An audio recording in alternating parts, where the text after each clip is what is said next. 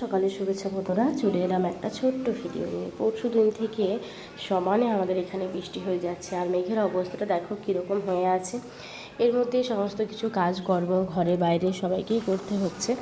আর বৃষ্টির কারণে রাস্তাঘাট, বাড়ি ছাদ, ওঠান থেকে শুরু করে সমস্ত জায়গায় এত পরিমাণে শ্যাওলা জমে গেছে, পিচ্ছিল হয়ে গেছে যে একটু অসাবধান হলে কিন্তু যে কোনো সময় যে কোনো মানুষের বিপদ হয়ে যেতে পারে। খুব সাবধানে এখন হাঁটাচলা করতে হচ্ছে। প্রতিদিন সকালবেলার মতন আজকেও আমি স্নান সেরে চলে এসেছিলাম ঠাকুর ঘরে সমস্ত দেবদেবীর পূজা অর্চনা করে ফেললাম। আর এই যে আমাদের গোপুসোনা এখানে দেখো সুন্দর বসে আছে, দোলনার মধ্যে দোল খাচ্ছে। এখন আমার সেবা দেওয়া হয়ে গেছে। আজকে সেবা দিয়েছিলাম শুকনো ফল মিষ্টান্ন দিয়ে। আর এই যে সব থেকে এই কষ্টটা হচ্ছে ভীষণ একটা কষ্ট, যে কাপড় চোপড় কাচছি একটাও শুকাচ্ছে না। আর কাপড় চোপড় তো কাচতেই হবে, না কাচলেও কীভাবে থাকবো। দেখো কীরকম অবস্থা, চারপাশ যেখানে দিচ্ছি সেখানেই জল। তো চলো রান্নাঘরে চলে এলাম। রান্নারও তো এখন কোনো ঠিক ঠিকানা নেই। সবজি ভালো করে আনতে যাওয়া হচ্ছে না, বাজার ভালো করে করতে যাওয়া হচ্ছে না এই জল বাদলের মধ্যে।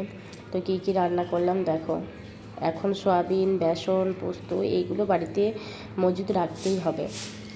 একদম বাড়ির সামনেই বাজার, তাদের কিন্তু এই অসুবিধাটা নেই। আমাদের যেহেতু বাড়ির সামনে বাজার নয়, একটু যেতে হয়, সেই জন্যই আমাদের এই অসুবিধাটা হয়। তো এই যে দেখো আজকে বানিয়েছি সয়াবিন আলু দিয়ে একটা সবজি, এটা হচ্ছে বিশেষ করে আমার মেয়ের জন্য। আর এই যে বানিয়েছি এখন আলু দিয়ে ডাল। আলু, পেঁয়াজ, চেরা চেরা লঙ্কা দিয়ে এই ডালটা খেতে কিন্তু বেশ ভালো লাগে। আর একটু ডালটা বেশ পুরো করেই করেছি। তার সাথে সবজি করেছিলাম পুঁই শাক, কুমড়ো আর আলু দিয়ে সবজি। এর সাথে ছিল বাড়িতে তৈরি করা বড়ি, বিড়ির বড়ি। এই সবজিটা খেতে কে কে পছন্দ করো অবশ্যই জানিও। আমি কিন্তু ছোটোবেলায় এই সবজিটা খেতে একদমই পছন্দ করতাম না। এখন আবার সময়ের সাথে সাথে পছন্দটাও পাল্টে গেছে, এখন আবার খেতে বেশ ভালোই লাগে। তার সাথে করেছিলেন কিছুটা করলা ভাজা বা উচ্ছে ভাজা।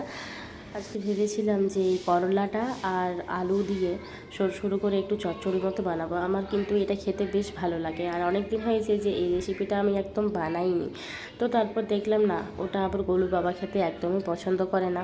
বলতে গেলে গোলুর বাবা সর্ষে দেওয়া বেশিরভাগ তরকারি কিন্তু পছন্দ করে না, বা যে কোনো রেসিপি সরষে দিলে ওর একটা খুব ভালো লাগে না। তো সেই জন্য আর বানালাম না। আর এই যে বানিয়েছিলাম পেঁপে ভাজা। রান্নাবান্না শেষ হয়ে গেল, আর আজকে জলখাবারে রুটি বানায়নি। আর মুড়ি খাবার তো আমার বারণ আছে, তো সেই জন্য কী খাবো আর, সেই জন্য অল্প মতো একদম ভাত নিয়ে নিয়েছি। ভাতটাও দুবার তিনবার আমি খাই না। তো যাই হোক, খুব খিদে যখন পেয়ে গেছিলো, কিছু তো খেতে হবে, তাই একদম অল্প পরিমাণ ভাত নিয়ে নিলাম। আর এই গরম গরম ভাত খেতে কিন্তু বেশ ভালোই লাগে। ভাত, ডাল আর নিয়েছি অল্প পরিমাণ মতো সয়াবিনের সবজি। তোমরা হয়তো আজকে ভাবতে পারো যে ওড়নার বদলে আমি গামছাটা কেন গায়ে দিয়ে আছি। তো এই বৃষ্টি হলে এটা হচ্ছে আমার ছাতার কাজ করে। সবসময় তো আর ছাতা হাতে নিয়ে ঘোরা সম্ভব হয় না, রান্না করতে করতে, কাজ করতে করতে। কখনো উঠান, কখনো ঘর, কখনো ছাদে যেতে হচ্ছে বারবার করে। তো এই গামছা মাথায় দিয়েই এই বর্ষাকালে সমস্ত কাজ করে ফেলি, তাই সেটা এখন গায়ের মধ্যেই জড়ানো থাকে। আর গায়ে ঢাকা নিয়ে থাকলে কি হয়, এই ঘিনি ঘিনি জলে কাপড় চোপড়গুলো ভিজে না, ভিজলে উপরের ওই গামছাটাই ভিজে।